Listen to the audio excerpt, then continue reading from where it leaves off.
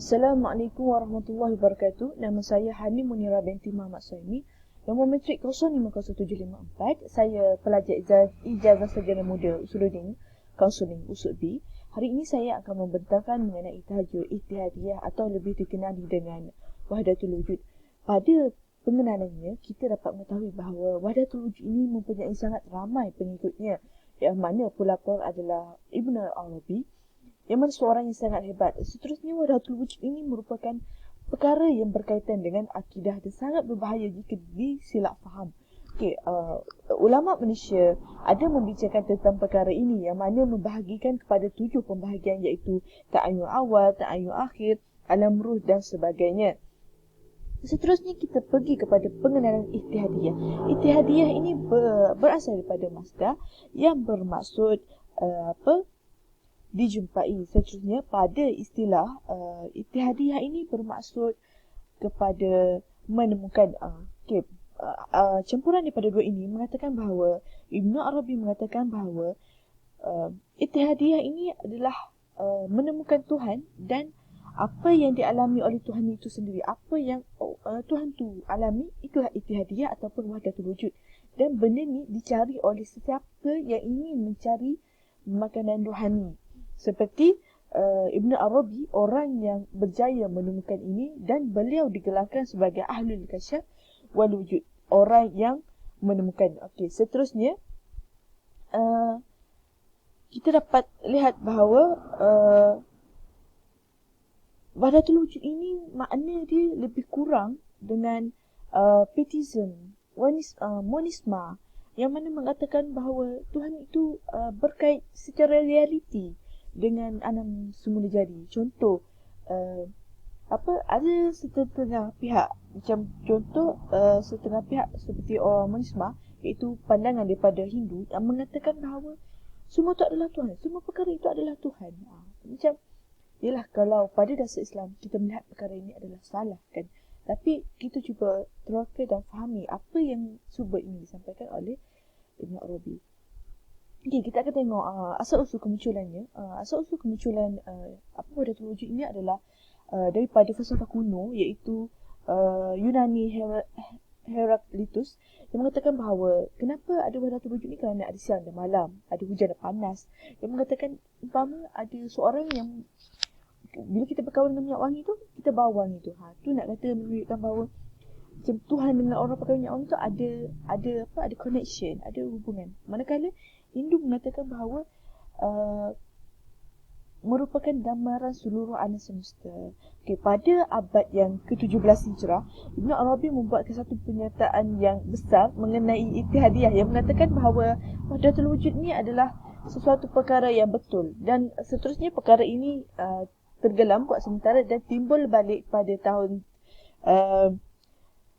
19 Masihi, yang dibawa oleh pensyair barat seperti Shelley, yang mengatakan bahawa Pietism ini seumpama senyuman indah di bibir anak yang cantik dengan nama itu, dan ada angin yang ingin menyakitkan, bahawa mengatakan bahawa Pietism ini benda baik, dan ada orang yang jealous dengan perkara ni.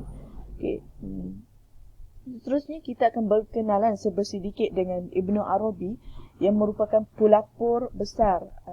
Ibn Arabi bernama Imam Muhyiddin Muhammad bin Ali bin Muhammad bin Arabi Haytami At-Tai Andalus.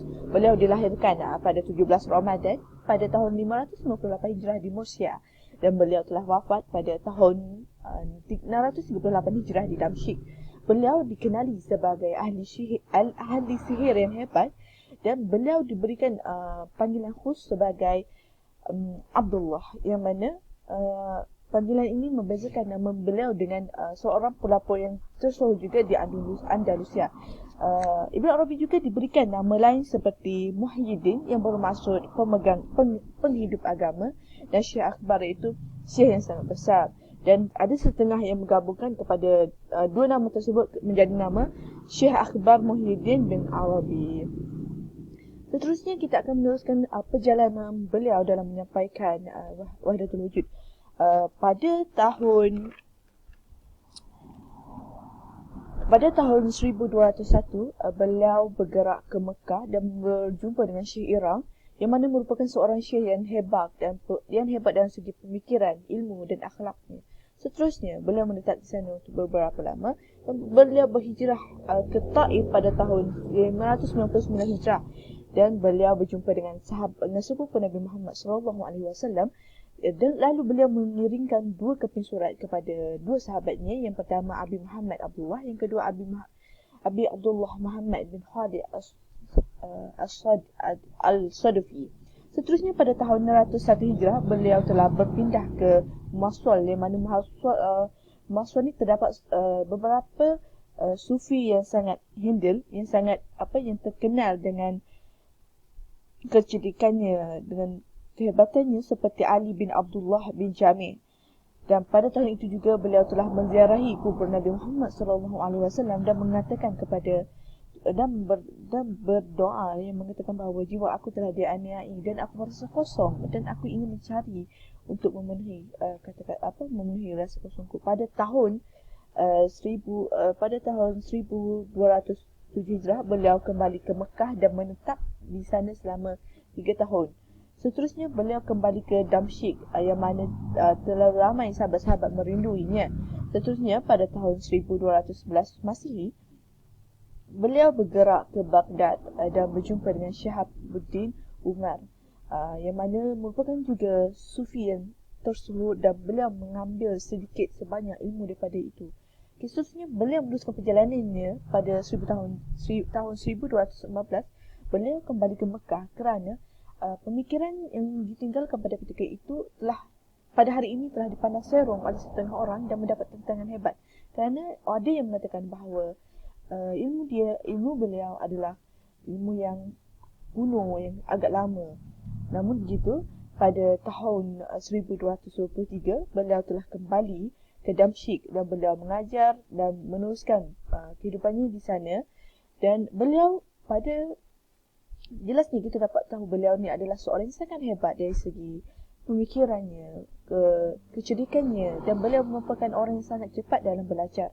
Okey, seterusnya kita akan meneruskan perbincangan mengenai pandangan ulama mengenai Ibn Arabi. Yang pertama, Ibn Wahab Sya'rani berkata bahawa Ibn Arabi ini sangat fasih dalam kehakimannya, dalam bidang kecerdikannya, dalam bidang ilmu.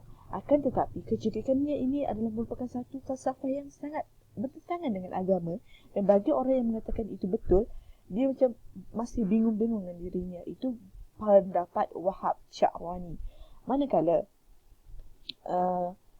pendapat Ibn Taymiyah mengatakan bahawa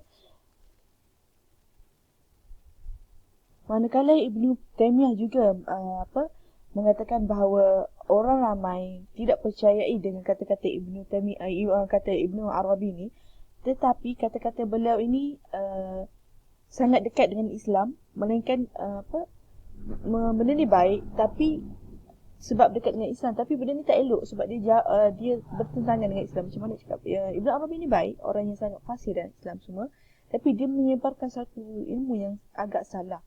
Okey, agak bertentangan lah sebab yang mengatakan wahdatul wujud itu. Okey, seterusnya kita meneruskan dengan kata-kata daripada Ibn Khaldun yang mengatakan bahawa Ibn Taymiyah ni memang membawa wahdatul wujud ni satu ilmu yang sangat salah dan terdapat banyak perbezaan dengan Islam. Okey, seterusnya kita meneruskan dengan Abu Zar Ibn Laki yang mengatakan tiada keraguan bahawa Al-Fusas yang terkenal termasuk dalam kalangan tidak boleh percaya dan benar-benar diragukan. Seterusnya kita akan meneruskan kepada prinsip-prinsip yang dipegang oleh Ibn Arabi, yang mana Ibn Arabi ini wahdatul wujud ini merangkumi agak sama dengan Neoplatonik, yang mana yang mengatakan bahawa the one, yang bermaksud yang membicarakan bahawa hal yang mencakupi Tuhan, alam semesta, manusia dan bagaimana terbentuknya hubungan yang ketiga.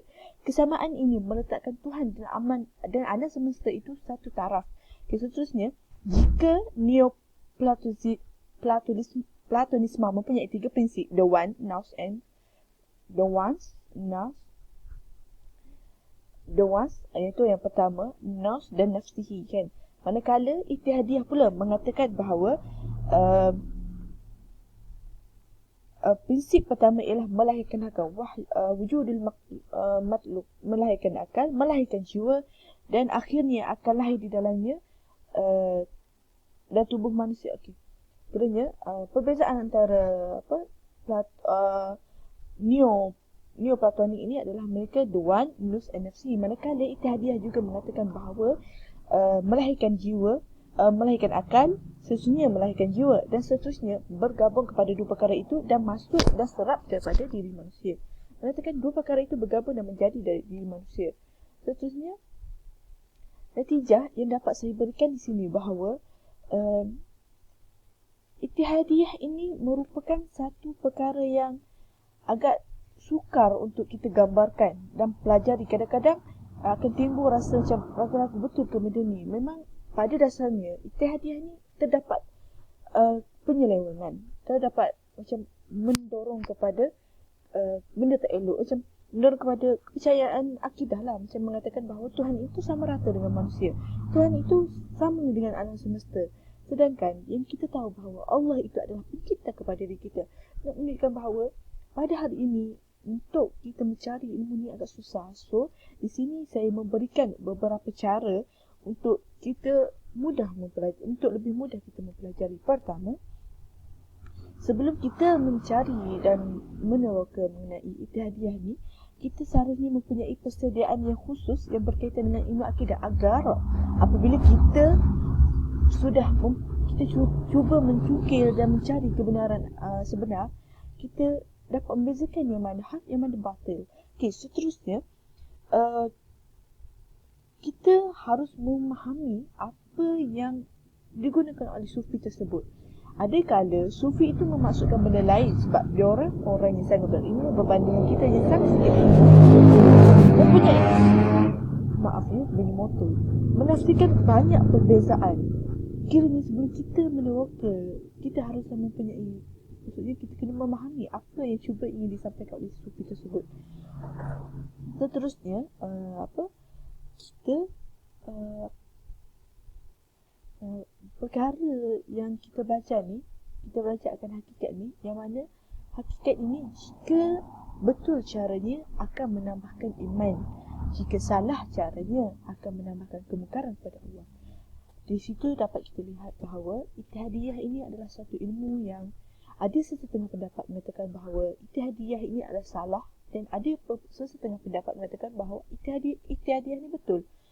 Di sini ada pendapat yang saya baca satu kitab ni yang mengatakan bahawa Ittihadiyah ini adalah sesuatu perkara yang betul, tapi cara orang mengaplikasikan benda tu menyebabkan benda tu jadi salah. So, sekarang secara rata untuk kita mengambil bahawa pada pandangan saya, kita mengambil Ittihadiyah ini dari aspek yang baik, dan daripada aspek yang sebaliknya kita cuba terokai dan cuba mengetahui apa yang cuba ingin disampaikan.